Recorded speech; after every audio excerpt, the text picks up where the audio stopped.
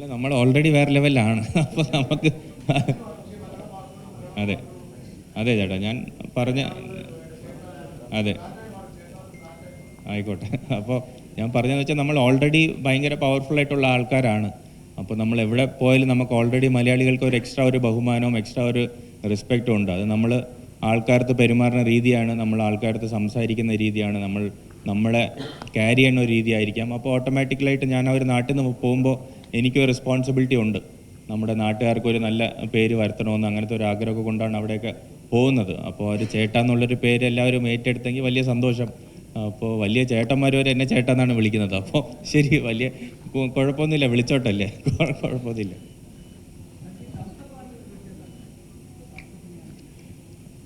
ഇങ്ങനെയാ എപ്പോ ഏട്ടാ? ഓ അത് കുറച്ച് തംസപ്പല്ല അത്.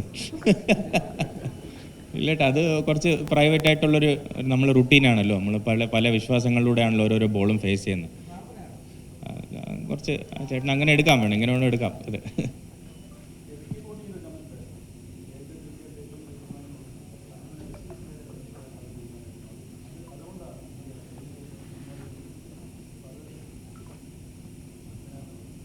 ഉറപ്പായിട്ടും ഇത്രയും വലിയൊരാൾ അങ്ങനത്തെ ഒരു കമൻറ്റ് പറയുമ്പോൾ ഉറപ്പായിട്ടും നമുക്ക് വലിയ സന്തോഷം തോന്നും. റിക്കി പോണ്ടിങ് എന്ന് പറഞ്ഞാൽ ലോകം കണ്ടിട്ടുള്ള ഏറ്റവും വലിയൊരു ക്രിക്കറ്ററാണ്. അപ്പോൾ പുള്ളിയുടെ സൈഡിൽ നിന്ന് ഇത്രയും നല്ലൊരു വാക്കുകളുണ്ടാകുമ്പോൾ വലിയ സന്തോഷമുണ്ട്.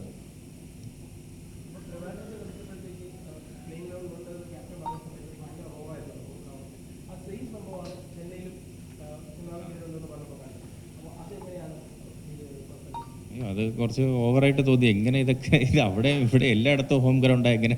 അപ്പോൾ ആ ഒരു ഫീലാണ്. അപ്പോൾ ചെന്നൈയിലും ആ ലെവലിലുണ്ടെന്ന് പറഞ്ഞപ്പോൾ ഞാൻ ശ്രദ്ധിച്ചു.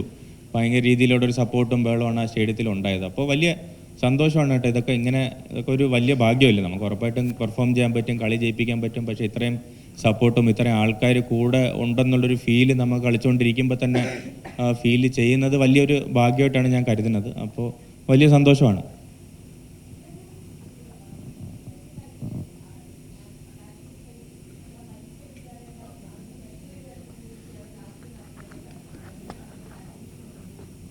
ട്രാൻസിഷൻ കുറേ വലിച്ചടിച്ച് നോക്കി, ഒന്നും നടന്നില്ല.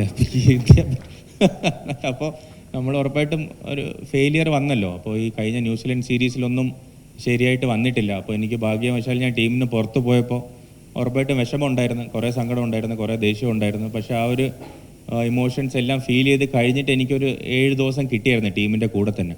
അപ്പോൾ ആ ഒരു 7 ദിവസത്തിൽ നമ്മൾ വെറുതെ ഇരിക്കാതെ വർക്ക് ചെയ്യുമല്ലോ. നമ്മൾ ബാറ്റിംഗ് പ്രാക്ടീസ് ചെയ്യാൻ പോകും, മെൻ്റലി വർക്ക് ചെയ്യും. അപ്പോൾ ഞാനൊന്ന് ആലോചിച്ച് എന്താണ് ഞാൻ ന്യൂസിലൻഡ് സീരീസ് മോശമായിട്ട് ചെയ്തത്, അപ്പോൾ അടുത്ത അവസരം കിട്ടുകയാണെങ്കിൽ ഇനി എന്താണ് ബെറ്ററായിട്ട് ചെയ്യാനുള്ളത്. അപ്പോൾ അങ്ങനത്തെ ഒരു റീബിൽഡിങ് ഫേസ് എനിക്കൊരു 7 ദിവസം കൊണ്ട് കിട്ടിയിട്ടുണ്ടായിരുന്നു. അപ്പോൾ ഞാൻ നേരത്തെ ഒരു ഇൻ്റർവ്യൂവിൽ പറഞ്ഞ പോലെ എനിക്ക് സക്സസിനെയും കാട്ടി കൂടുതൽ കിട്ടിയിട്ടുള്ള ഫെയിലിയേഴ്സാണ്. അപ്പോൾ ഈ ഫെയിലിയേഴ്സിന് പെട്ടെന്ന് തിരിച്ചു വരാൻ ഉള്ളൊരു പാഠം ദൈവം സഹായിച്ച് എനിക്ക് പഠിക്കാൻ പറ്റിയിട്ടുണ്ട്. അപ്പോൾ ആ ഫെയിലിയറിൽ നിന്ന് എനിക്ക് പെട്ടെന്ന് മനസ്സിലായി, ഓക്കെ ഇനി സക്സസ് കിട്ടാൻ വേണ്ടി എന്തൊക്കെയാണ് ചെയ്യേണ്ടത്. അപ്പോൾ അങ്ങനത്തെ കുറേ കാര്യങ്ങളൊക്കെ ചെയ്തപ്പോൾ മനസ്സിലായി കൂടുതൽ വലിച്ചടിക്കേണ്ട ആവശ്യമില്ല, ബോൾ നോക്കി ടൈം ചെയ്യാനും പറ്റുമെന്നുള്ളൊരു ടാലൻറ്റ് എനിക്കുണ്ടെന്ന് എനിക്കറിയാം. ഉറപ്പായിട്ടും കുറച്ചുകൂടെ ക്ലിയറായിട്ട് തിങ്ക് ചെയ്യാൻ പറ്റുന്നുണ്ടായിരുന്നു, കുറച്ചുകൂടെ പ്ലാൻ ചെയ്യാൻ പറ്റുന്നുണ്ടായിരുന്നു, കുറച്ചുകൂടെ എനിക്ക് എന്തൊക്കെയാണ് ഷോട്ട്സ് ഉള്ളത്, എനിക്ക് എന്തൊക്കെയാണ് ഷോട്ട്സ് ഇല്ലെന്ന്, അങ്ങനത്തെ ഒരു കാര്യങ്ങളൊക്കെ ക്ലാരിറ്റി കുറച്ചുകൂടെ ബെറ്ററായിട്ട് അപ്ലൈ ചെയ്യാൻ പറ്റിയിട്ടുണ്ടായിരുന്നു.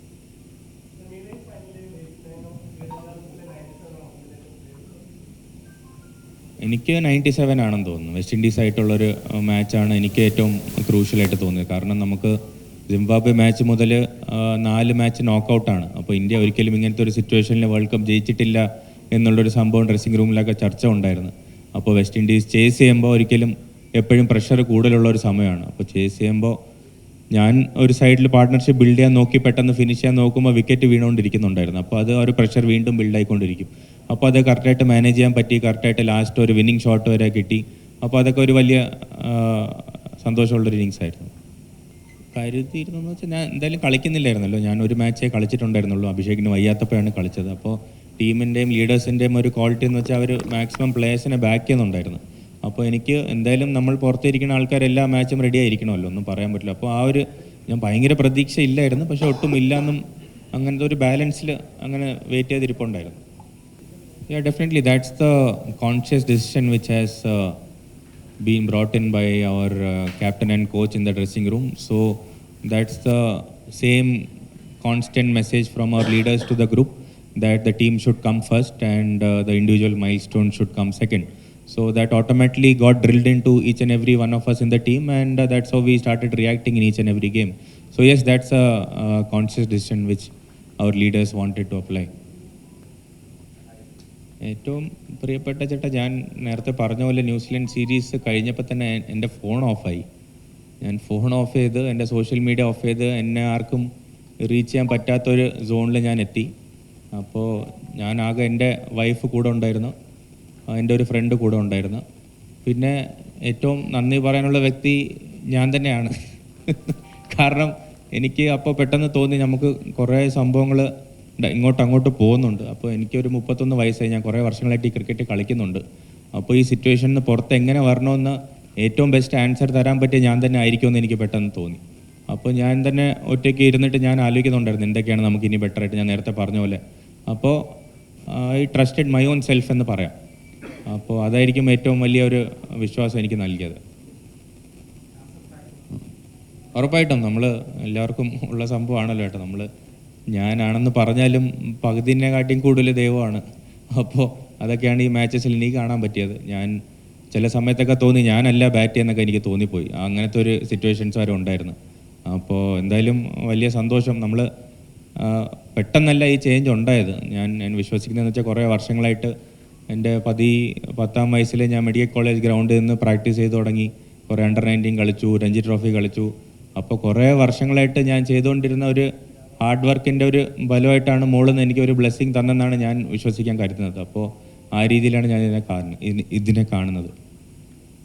വെള്ളം കുടിക്കാൻ ചോദിച്ചോട്ടെ, വേറെ എന്തെങ്കിലും?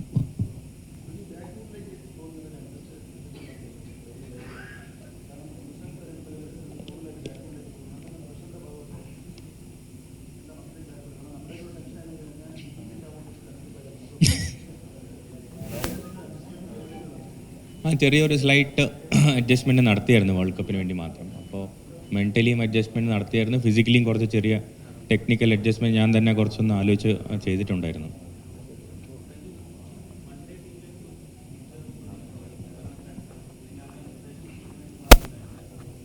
ചേട്ടാ പറഞ്ഞ കൂടുതൽ ആലോചിക്കുന്നില്ല കേട്ടോ. വലിയ സംഭവമാണ് നടന്നിരിക്കുന്നത്. അപ്പോൾ അത് സന്തോഷിക്കുക, അത് മാക്സിമം എൻജോയ് ചെയ്യുക. കാരണം നമ്മൾ കുറച്ച് ആലോചിക്കുന്നുണ്ട്. കുറച്ച് നമ്മൾ ക്രിക്കറ്റ് ആയാലും ഏതൊക്കെ കരിയർ ആണെങ്കിലും നമുക്കൊന്ന് കിട്ടാൻ നമ്മൾ ഭയങ്കര പാടുപെടും. അത് കിട്ടിക്കഴിഞ്ഞാൽ ഉടനെ അടുത്തിലോട്ട് ചാടാനാണ് മനസ്സ്. നോർമലായിട്ട് അങ്ങനെയാണ് ആലോചിക്കുന്നത്. പക്ഷേ എനിക്കൊന്ന് സമാധാനമായിട്ട് നിന്ന് ക്രിക്കറ്റ് ഒന്ന് എൻജോയ് ചെയ്യണമെന്നാണ് എനിക്ക് തോന്നുന്നത്. അപ്പോൾ ആ ഒരു മൈൻഡ് സെറ്റിലാണ് നിൽക്കാൻ താല്പര്യം.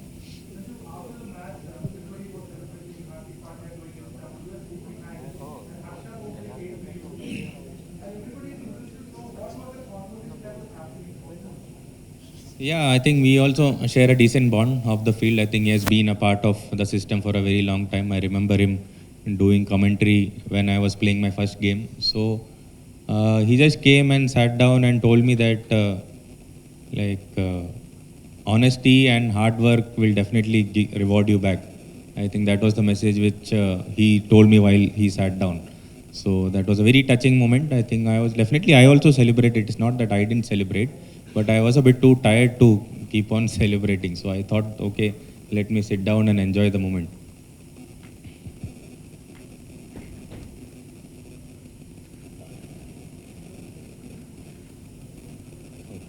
അപ്പോൾ താങ്ക് യു സോ മച്ച് ആയിട്ട് എല്ലാവരും വന്നതിന് വലിയ സന്തോഷം. Thank you so much for giving me my space and എല്ലാവർക്കും ആ ഒരു പ്രൈവസി തന്നതിൽ വലിയ സന്തോഷം. എനിക്കറിയാം എല്ലാവർക്കും ഒരു ഇൻഡിവിജ്വലായിട്ടുള്ളൊരു ബൈറ്റും അങ്ങനത്തെ കാര്യങ്ങളാണ് വേണ്ടതെന്ന്. പക്ഷേ എൻ്റെ ഒരു ഇതും കൂടെ ഒന്ന് മനസ്സിലാക്കുന്നതിൽ വലിയ സന്തോഷം. താങ്ക് യു സോ മച്ച്, വലിയ സന്തോഷം.